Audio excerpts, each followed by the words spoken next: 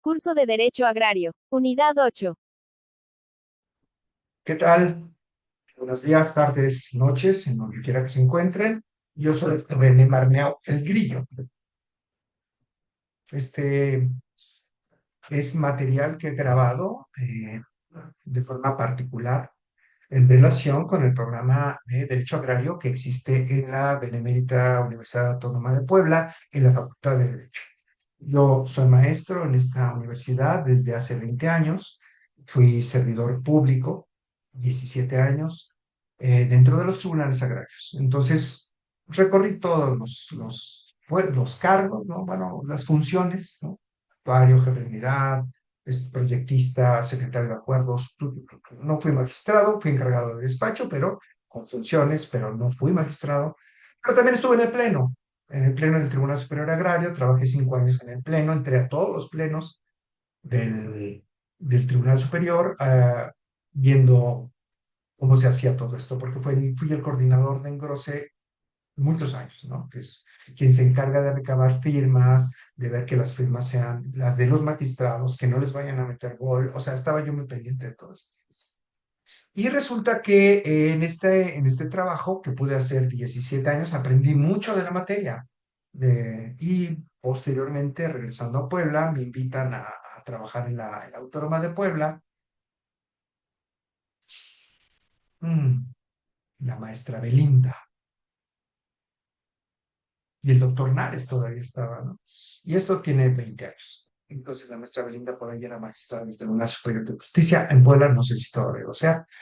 Y el doctor Nares pues se fue de la universidad y ahora pues hay otras personas, ¿no? Entonces entré, la maestra Belinda me dijo, oiga, maestro, su experiencia puede ser el programa, lo hice, se subió todavía a Blackboard, estuvo mucho tiempo en Blackboard, y de Blackboard la universidad deja de trabajar con Blackboard, produce su material, empiezan a pedir que se produzca el material, y subieron un material en derecho agrario que la verdad no me gusta.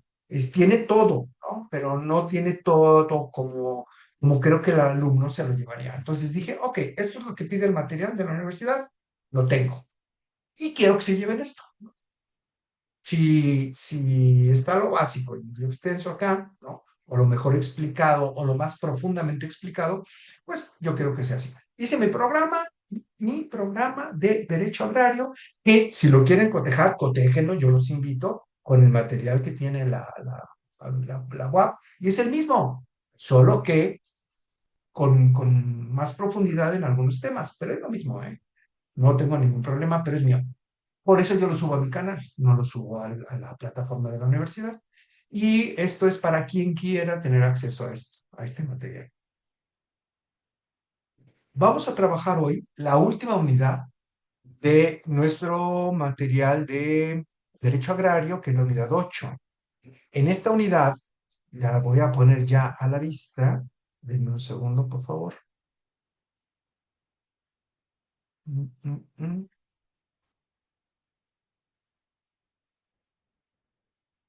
Ok. Eh, Mándenme un mensajito si lo están viendo en pantalla, por favor, porque luego me pongo a hablar solito y no. ¿Lo están viendo en pantalla? Que la atención. Sí, maestro, sí, sí, perfecto. Nada más que ahora yo no me veo en el. En un segundo. Supongo que ya no lo ven.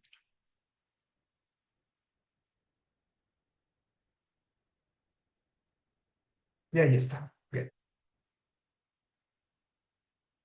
Bueno, el objetivo de esta unidad, de la unidad 8, es básicamente que conozcan las instituciones relacionadas con lo agrario.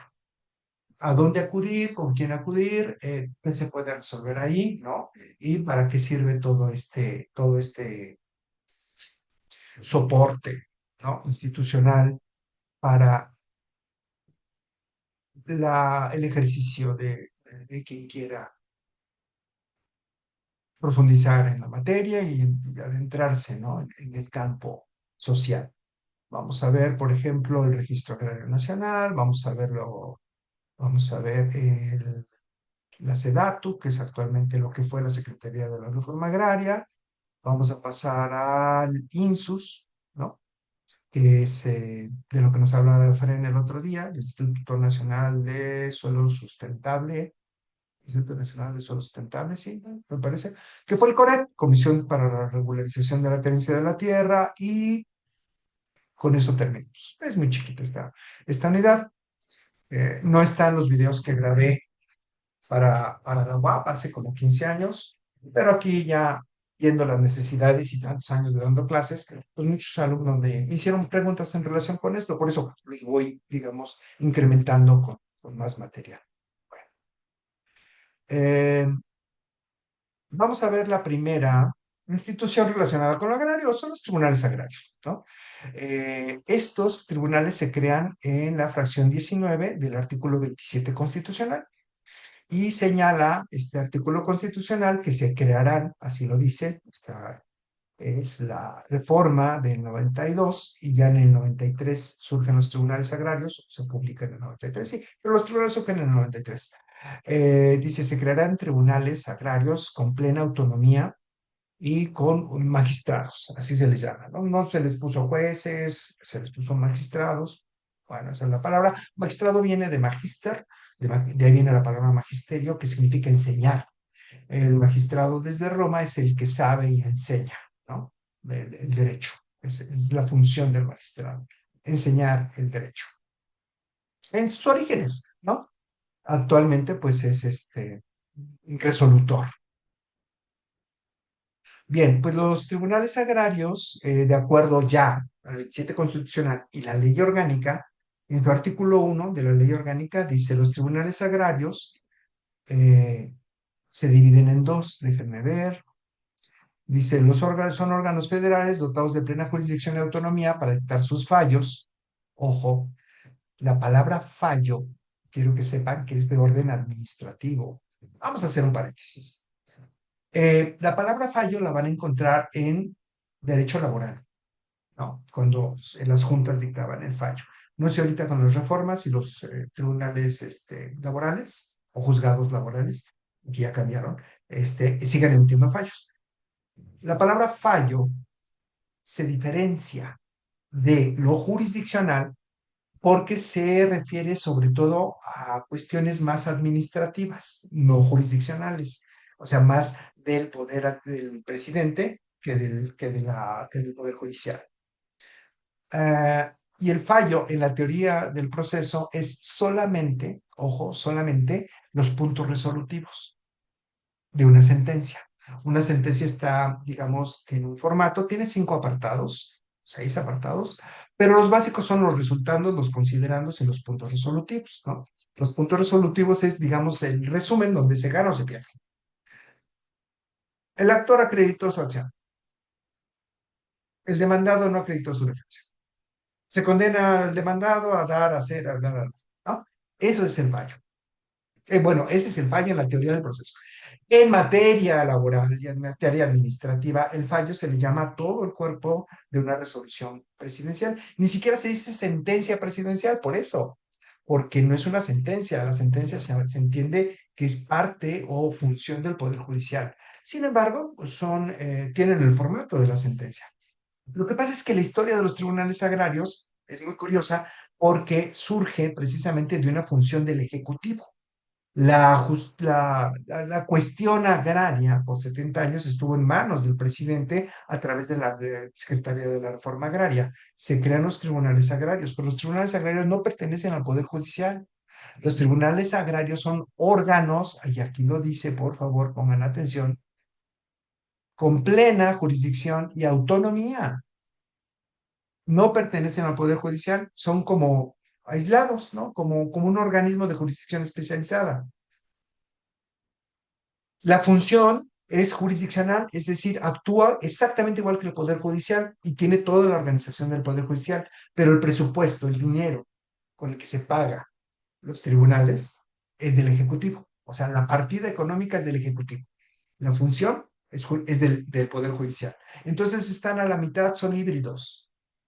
Y esto pertenece a la historia de México, porque hay tribunales híbridos, como el laboral o como el agrario, porque precisamente parten de la Revolución Mexicana. Son los dos brazos de la Revolución Mexicana, el obrero y el agrario, los que hacen todo esto. Entonces, se crean tribunales de jurisdicción especializada y autónomos.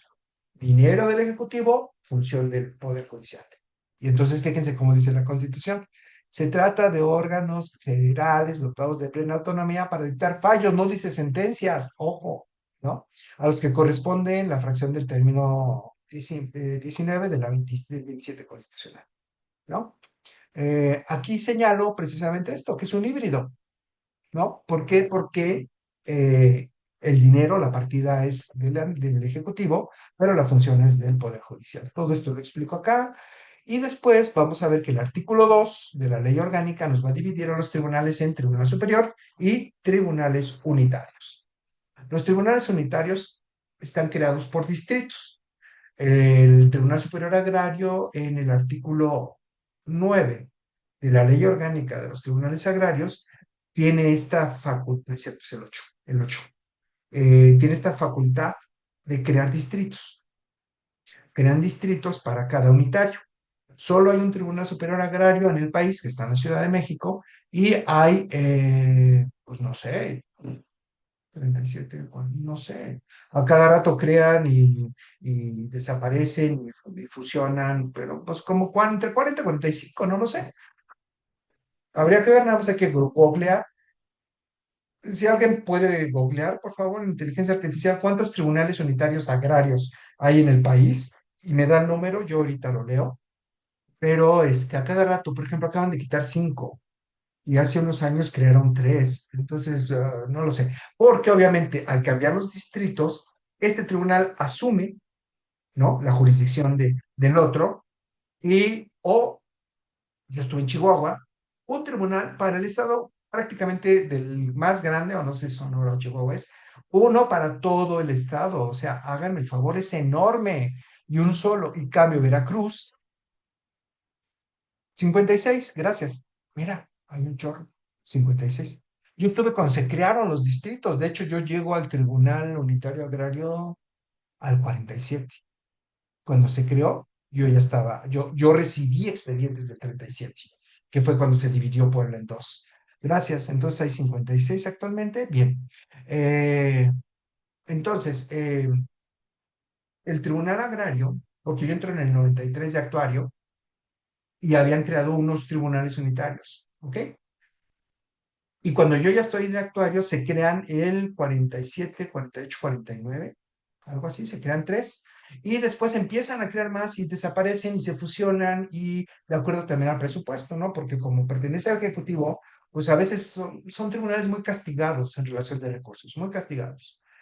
Ah, yo estuve, pues, ¿cuánto les gusta? 17 años y no hubo aumento de salario. En 17 años no hubo aumento de salario, ¿lo pueden creer? Entramos ganando igual que el Poder Judicial. Un actuario de tribunales agrarios ganaba igual que un actuario del Poder Judicial Federal, igual. Y estos se fueron para arriba siempre y nosotros nos quedamos 17 años. También fue una de las cosas que dije, no, pues aquí no hay futuro, ¿no? O sea, 17 años con el mismo sueldo, porque pertenecemos a la partida económica del Poder Judicial, no es negocio, ¿no? Chao. Y el trabajo es brutal, brutal. Bueno, ¿qué tiene que ver esto? Que el Tribunal Superior Agrario es uno, los unitarios son, ya dijimos el número, en todo el país, y 56 me parece, es que algo. Y las atribuciones del Tribunal Superior son de carácter administrativo, que están en el 8 de la ley orgánica. ¿Qué va a hacer la ley orgánica? Va a decir, bueno, en su artículo 8, el Tribunal Superior Agrario puede crear o disminuir tribunales unitarios. Se va a encargar de los nombramientos de los funcionarios, todo administrativo. Y el 9 va a hablar ya de su función jurisdiccional, que es el recurso de revisión. Es decir, el recurso de revisión es en materia agraria lo que la apelación en materia civil.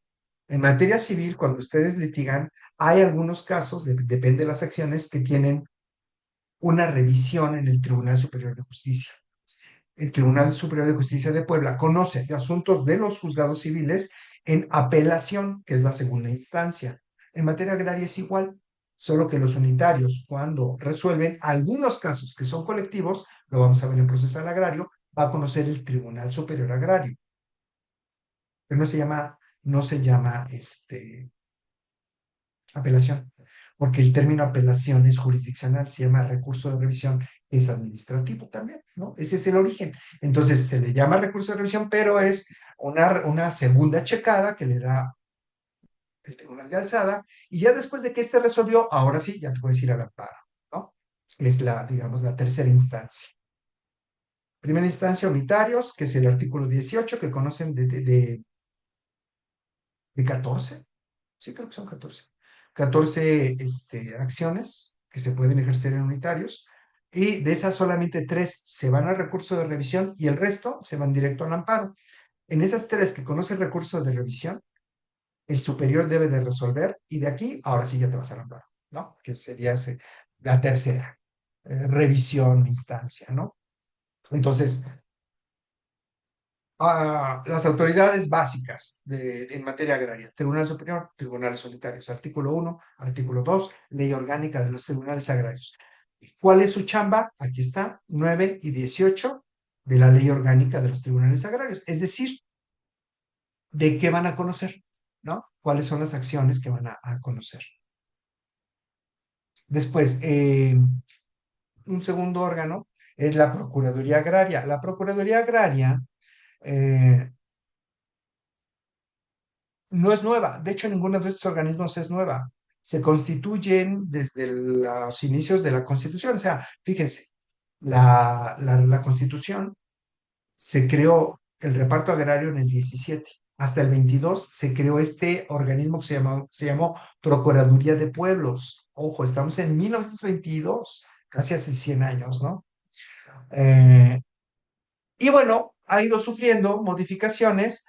ah, En el Código Agrario del 53 se creó la Procuraduría de Asuntos Agrarios, pero seguía siendo en relación con la Ley Federal de Reforma Agraria, porque recordemos que la Ley Federal de Reforma Agraria o las leyes de reparto agrario, códigos agrarios, etcétera, estuvieron hasta 1992, ¿no? Entonces, van cambiando de nombre, pero ahí hay un organismo que se encarga, ¿no?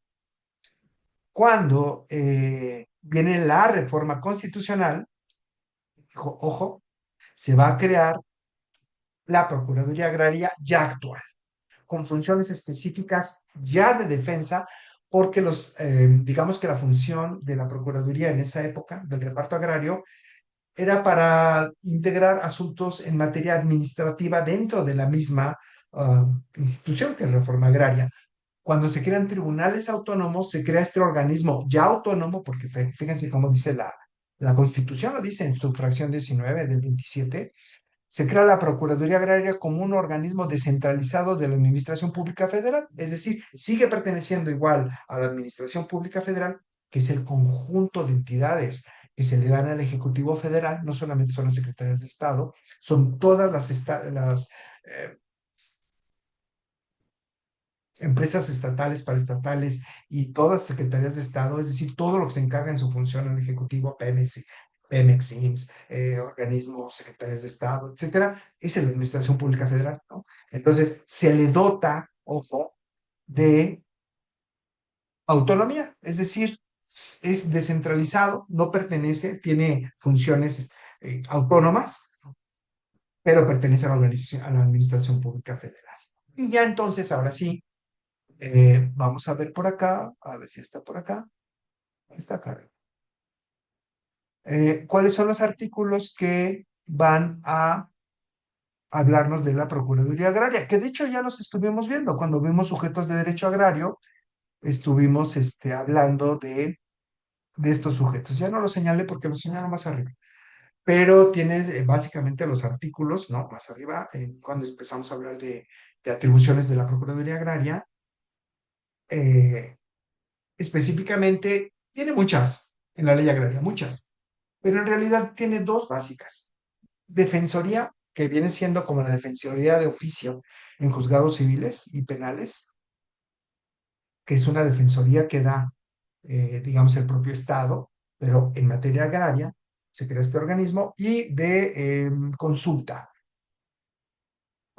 Y también de intervención, por ejemplo, para checar contratos sobre tierras de uso común, con empresas, también ahí vienen sus funciones, pero básicamente su chamba fuerte es representación jurídica. Por eso cuando hay problemas y no tienen abogado, cuando se les emplaza, en el acuerdo dice, y podrá acudir a la Procuraduría Agraria con domicilio en tal, este, para solicitar los servicios para su asesoría y defensa. Entonces, se les informa que ahí van, pueden ir y pueden llegar con su abogado, ¿no? De la Procuraduría Agraria, y él se va a encargar. De hecho, ustedes entran a tribunales agrarios y siempre van a encontrar oficinas de la Procuraduría Agraria. Ahí, ¿no? Vayan aquí a Puebla al 37, que está por la Fiscalía en la 31 Poniente y la 16 de septiembre, o sur, o vayan al Carmen, que está en la 15 y la 16 de septiembre, y lo primero que entran son las oficinas de la Procuraduría Agraria, ¿no? Bueno, en el 37 están un poquito más así, en la esquina, pero en un espacio amplio, en una esquina, y en el Carmen entran, y la primera oficina a mano derecha entrando es la Procuraduría Agraria. Y así lo van a encontrar, ¿no? Siempre hay personas, porque se la viven en tribunales, los abogados de la Procuraduría se la viven en tribunales. Claro, también tienen otras funciones, pero ese es su fuerte. Secretaría de Desarrollo Agrario Territorial y Urbano, la SEDATU. Bueno, esta secretaría está en el artículo 6 de la Ley Agraria. En esa época hablaba todavía de la Secretaría de la Reforma Agraria cuando se crea, porque la función del reparto, recuerden, fue de la Secretaría, por eso se llamaba de la Reforma Agraria, porque quitaba tierra a los grandes propietarios y la daba o la restituía, ¿sí? A través de la dotación y restitución, que ya lo hablamos. Bueno, cuando termina el reparto agrario, el nombre ya ni siquiera tiene sentido, ya no se está reformando. Entonces, ¿qué se creó? Se creó un organismo que luego le cambiaron el nombre, no recuerdo, y luego le volvieron a cambiar el nombre, y ahora se llama Secretaría de Desarrollo Territorial Urbano, SEDATU. Pertenece al Poder Ejecutivo, es una Secretaría de Estado. ¿Y qué es lo que va a hacer la SEDATU? Uy, la SEDATU básicamente tiene como misión contribuir al desarrollo nacional sectorial mediante el diseño, elaboración instrumental de políticas públicas, estrategias, certeza jurídica. Es decir, de alguna manera va a integrar eh, todo en materia de apoyos, los apoyos que se dan en el Plan Nacional de Desarrollo, digamos que los administra, que el Plan Nacional de Desarrollo es sexenal, los administra la SEDATU y va señalando qué posibilidades tienen ciertos proyectos que se le presentan para otorgarles crédito.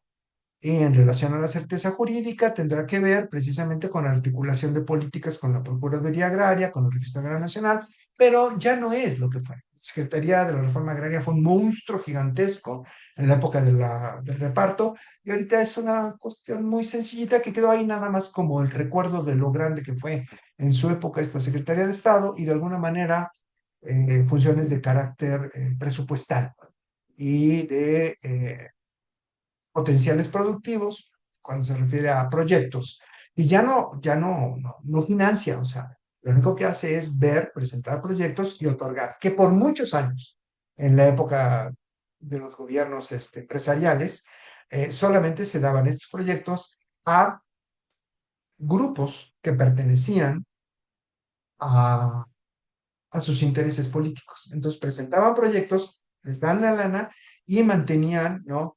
Digamos, articulado su poder con el gobierno. Me parece que ahora ya no es por acá, se han creado otros programas a nivel federal en donde este dinero ya no es como para los caciques, sino que ya tiene un mejor reparto entre la población, porque pues, los caciques de ejidos, comunidades existen, son los mandamás. Cuando ¿a dónde fui? Con los huicholes, que ellos se llaman huijaricas. Entre ellos, los mestizos les dicen huicholes. Me fui a Jalisco a verlos y son monolingües. Las comunidades a las que fui eran monolingües, pero solamente de su idioma, ¿no? pero los que hablaban español eran los líderes, ¿no? El comisariado, en fin. Y ellos eran los que recibían los apoyos, pero precisamente para mantener a los otros, ¿no? Dentro del aro de la política federal, ¿no? Y un comportamiento de acuerdo a la política federal, de recibiendo los presupuestos. Ahora hay muchos programas en donde hay otro tipo de, bueno, accesibilidad a estos recursos y ya no centrados en pequeños grupos para, pues, mantener control de la. El FIFONAFE, Fideicomiso Fondo Nacional de Fomento Ejidal. Hay una acción en los unitarios que se llama, en el artículo 18, la acción se llama reversión.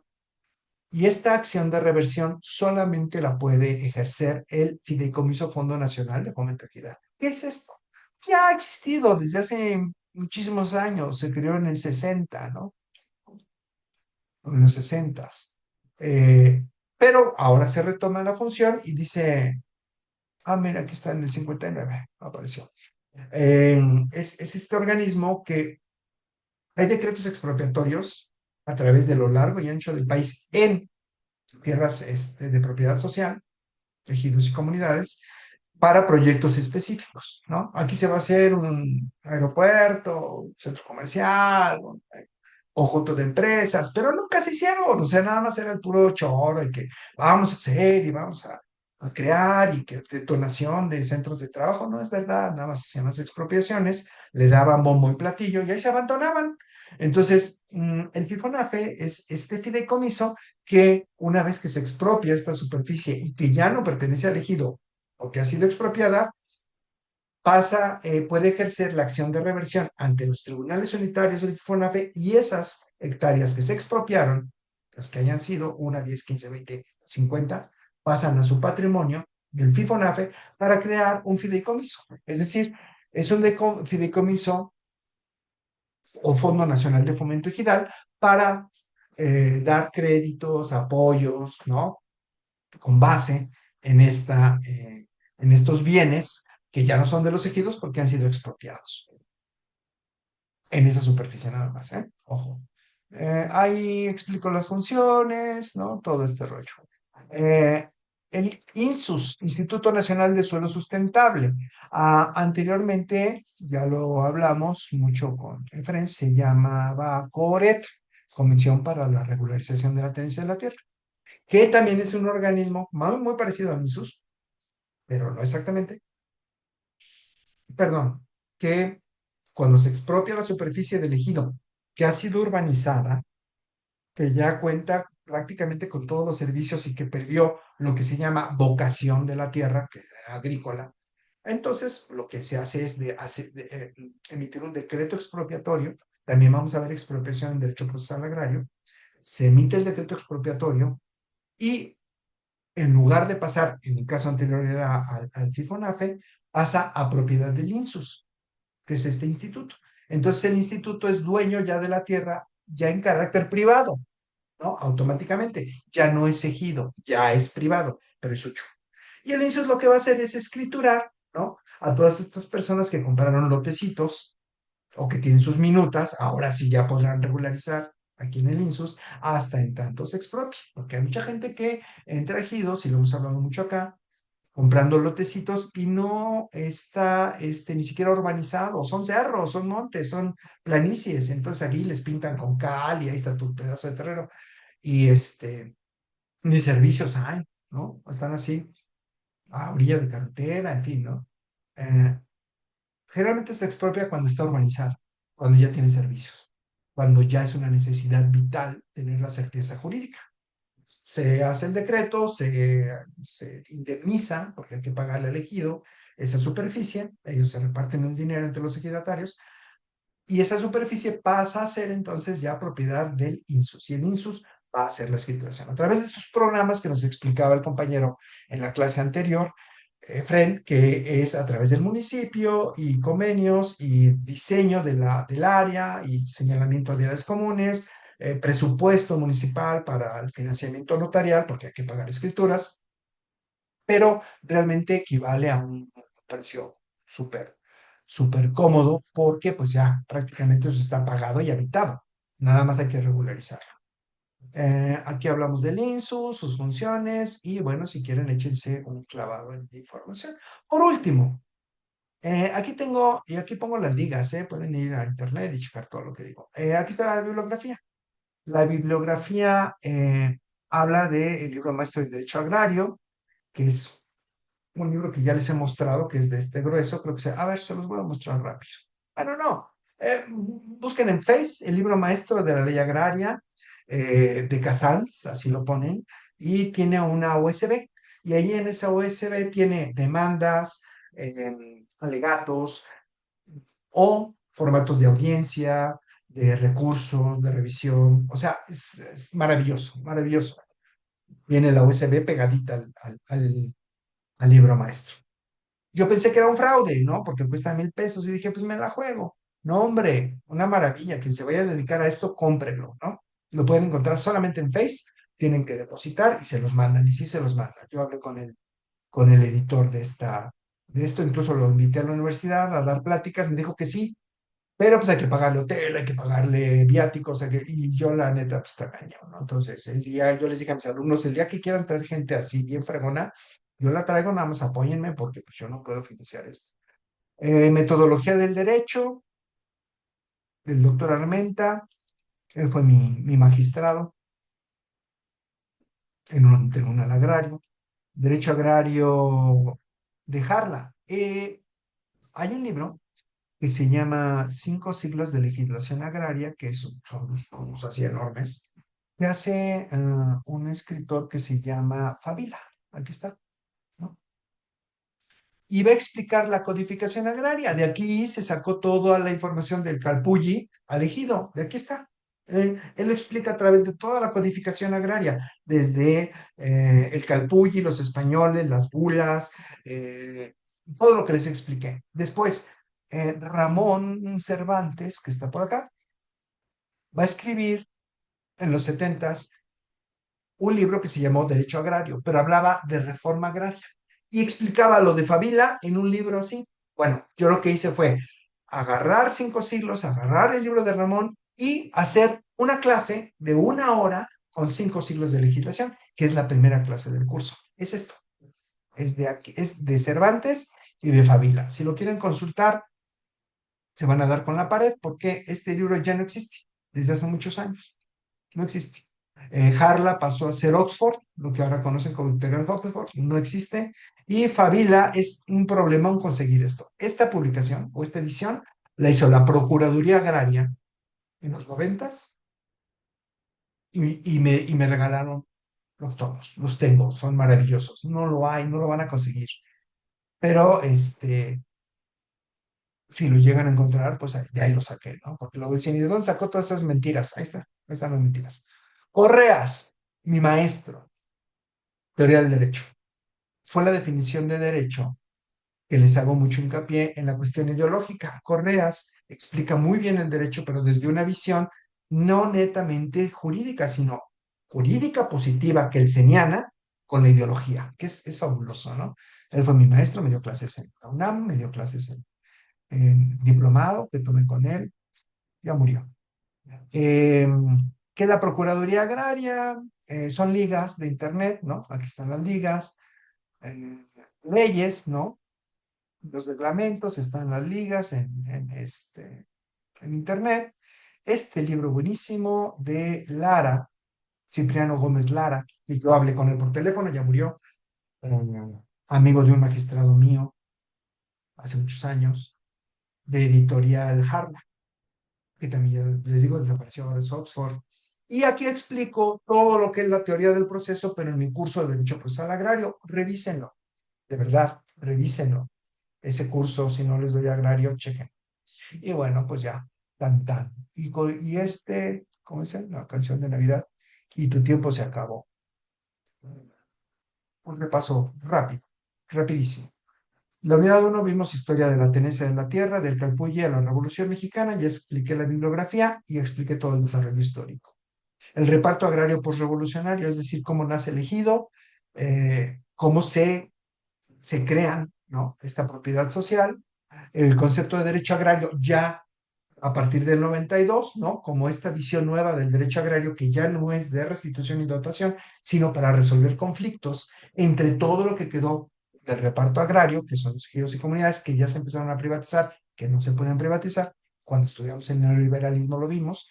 El contenido actual lo digo desde el 92, ¿no? O sea, las reformas de Salinas de Gortari, y con ello, pues nuestra ley agraria, me refiero a la ley agraria, perdón, nuestra ley orgánica, ¿no? Así como que le dimos un vistazo general, lo vamos a profundizar en procesal agrario. Fíjense, su ley reglamentaria y la ley agraria, o sea, la ley agraria actual y la ley orgánica, que es esto que les expliqué de las funciones del Tribunal Superior y las funciones de los unitarios, ¿no? También vimos los derechos agrarios ya colectivos, que son de ejido, acuérdense, uso, goce y disposición, y individuales, uso y goce, o uso y usufructo, que son los derechos agrarios individuales. ¿Y qué puede hacer el ejidatario individual y qué puede hacer el colectivo, ¿no? O elegido, utilizando esta figura de la sociedad mercantil, que aquí lo vimos, ¿no? En un todo para trabajar sus tierras. Después de hacer todo este recorrido, pasamos a cómo llega Procede, ¿no? Que todos los ejidos sean irregulares y cómo se emiten estos documentos que ahora conocemos como certificados parcelarios, certificados de tierra de uso común y títulos de propiedad, que son las casas que con Procede pasaron automáticamente al derecho común, ¿no? O al derecho civil, y que se han registrado sus títulos de propiedad igualitos a un certificado parcelario, se inscriben en el registro público de la propiedad y salen automáticamente del patrimonio social. Lo vimos, profundizamos, de ahí pasamos a estas acciones de unión de asociaciones, sociedades y todas las posibilidades que tienen. De aquí una compañera participó y dijo que bueno, en Tecali, en Puebla, no es cierto, allá yendo para Tehuacán, Quecholac, por ahí me decía que ya hay chinos, aquí lo comentó en uno de nuestros videos, que ya están haciendo los contratos sobre tierras de uso común de los ejidos para explotación, lo cual es fabuloso, ¿no? Parece fabuloso para que reciban dinero de las rentas y por ahí si se consigue trabajo bajo las leyes laborales mexicanas, ¿no? Pues mejor. Y las instituciones agrarias, que son estos lugares a donde se puede acudir para conocer información y obviamente tener un mejor ejercicio profesional. Bueno, con esto doy por terminada la exposición de las 8 unidades del derecho agrario. Quiero grabar derecho procesal agrario, pero estamos en 2025, octubre del 25, y el Código Federal de Procedimientos Civiles, que es el supletorio a la ley agraria para la aplicación de la norma agraria en los tribunales, va a cambiar por el Código Nacional, Código Nacional de Procedimientos, Código Nacional de Procedimientos, pero va a ser hasta el 27, ¿no? De hecho, ya hay muchos estudios y diplomados y no sé cuántas cosas, pero todavía no entra en vigor. Entonces, para mí es así como que muy engorroso hacer todo un programa, ¿no? Con adecuaciones y actualizaciones de derecho procesal agrario. Si me van a cambiar la legislación procesal, que es sobre la que nos basamos en el juicio agrario, en un año y medio, ¿no? 2 años. Entonces, no, ¿para qué? Ahí están mis videos de derecho procesal agrario en plataforma de la UAP, o sea, ahí se pueden ir a verlos. Cuando salga el Código Nacional de Procedimientos, ya grabaré mi propio material aquí en el grillo y lo podrán checar si les interesa. Es todo. Les agradezco su atención y pues nos seguimos viendo por ahí como maestro, como perito, ¿no? Como psicólogo, también soy psicólogo, como asesor jurídico en materia agraria de despachos, también lo hago y por ahí nos vamos a volver a encontrar. Les mando un fuerte abrazo. Muchas gracias a todo mi grupo de Derecho Agrario a Distancia. Y bueno, se acabó. Soy René Marnao el Grillo. Síganme en mis redes. Chao.